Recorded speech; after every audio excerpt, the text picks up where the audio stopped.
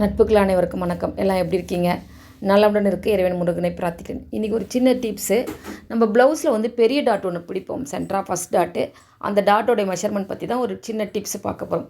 அதுக்கு வந்து ஷோல்டரில் சென்ட்ரல் நம்ம டேப்பை வச்சுட்டு நம்ம அந்த பஸ்ட்டோட பாயிண்ட் எங்கே வருதுன்னு பார்க்குறோம். அப்புறம் பஸ்ட்டு முடிகிற இடம் எங்கேன்னு பார்க்கணும். இப்போ பஸ்ட்டோட பாயிண்ட் பஸ்ட்டு பாயிண்ட் எங்கே ஸ்டார்ட் ஆகுது அப்படின்னு பார்த்தோம்னா 8.5 இன்ச்சில் ஸ்டார்ட் ஆகுது.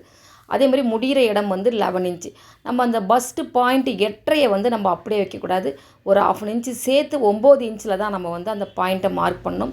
முடிகிற இடம் 11 இன்ச்சு, கீழே வந்து அதுக்கப்புறம் ஒரு 1/4 இன்ச்சு தையலுக்கு விட்டு நம்ம வந்து அந்த ஷேப் வரைஞ்சி எடுக்கணும்.